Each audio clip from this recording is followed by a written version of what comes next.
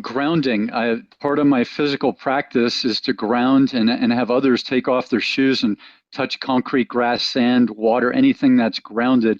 You have that wonderful electron transfer and many other benefits.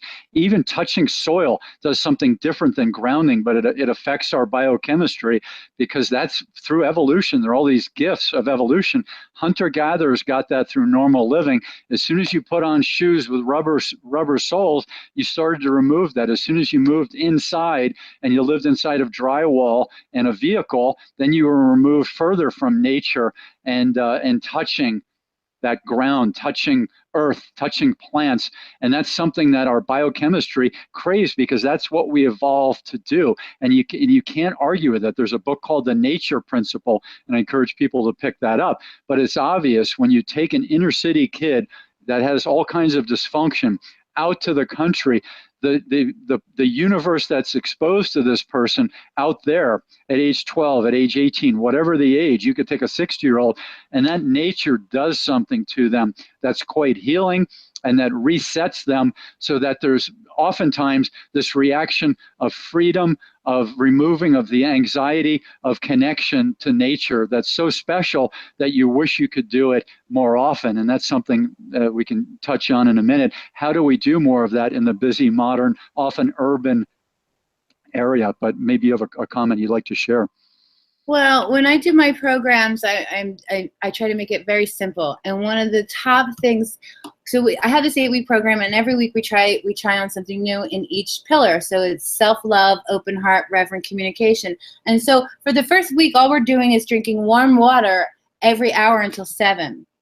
And that's the only thing the women have to do from a physiology standpoint is what they're doing is they're teaching themselves the value of just nourishing their own body with warm water. And it's a very Ayurvedic thing to do because it also cleans your digestive system. And when our digestive system is clean, because there's 5 feet going on there's a lot to do, we start to feel better. And sometimes women are amazed at just that one simple thing, warm water every hour until 7 p.m. And the next day they wake up and they feel like a totally different person. It's unbelievable to them that something as simple as water can change their mental state because their body, there's that connection, that mind-body connection. And then maybe the next week we'll say, eat the rainbow. Make sure that you're just eating colorful foods. And I don't put too much stress or emphasis on this, that, and the other thing because I really want women to do what is going to work with their lives, because I'm aware they have children and husbands and jobs. And so if you put too much on a person that already has all this stuff, then they're going to drop off. But if you just do the water and they're like, wow, I feel amazing. It's just water. And then they're like, what's next? So then that's, and that's the Ayurvedic way. It's like, just gentle.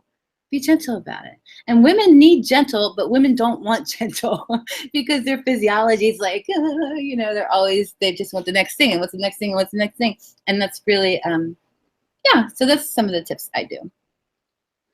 Yeah, that's wonderful. So you're sharing on going to a retreat, and imagine going on a retreat, programming that into your lifestyle, whether they're even a 1-day or a 3-day during the year, before you hit the crisis time. What would that do to you? Boy, if you go into a psychologist for maintenance, which very few people do, is percentage-wise of the people who do go, most go in for crisis or an ongoing big issue. But if you get on some kind of a maintenance level of functionality in the mind, body, and spirit, and you go in to see a counselor where you're in that state, think of all the positive things that they can do. They can keep you at that good level you're on, or maybe help you get to a higher level so that it's not just dragging yourself with maybe someone's help out of a crisis situation or going to the retreat when there is a crisis. So definitely go when you have a crisis, but also I encourage people to think about the maintenance. And that's the first website I had,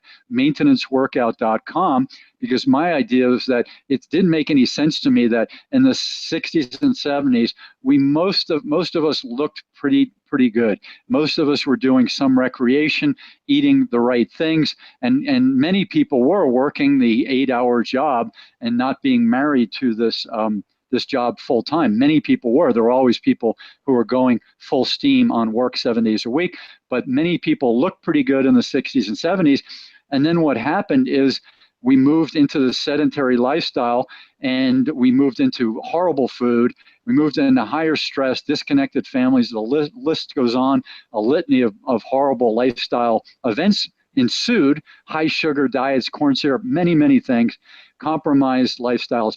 And then you had this obesity crisis that followed up. First, overweight crisis, inactivity, stress, and then this obesity crisis. So I said, we're doing all of this transformational fitness, transformational medical appointments, et cetera, psychological appointments. What about maintenance? What about getting fit? Not quick, as you mentioned, getting fit and then maintaining that, sustaining it with what I do, which I call maintenance fitness. So it's challenging, but it's not as challenging as a body boot camp where you're trying to lose 100 pounds or 50 pounds or 200 pounds or whatever it is, where that's extremely hard. And your unconscious mind is saying, no, hard. It's saying pain, agony. That's my opinion why those things, one of the reasons why they fail. I say get on maintenance, and these weekend retreats, in my opinion, fit right in with that. Your thoughts, Christina?